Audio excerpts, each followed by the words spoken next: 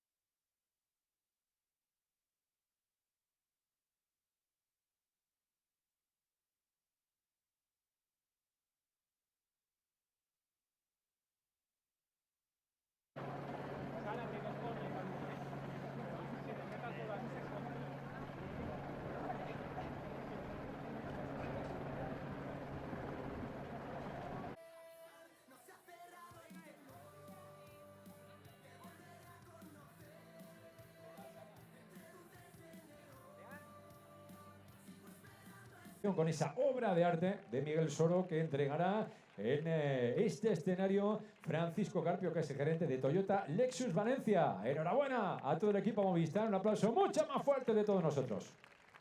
Posteriormente compartimos esa foto porque ya estamos preparados para la clasificación de la meta volantes. Además, más que merecido, ese premio especial con la dirección.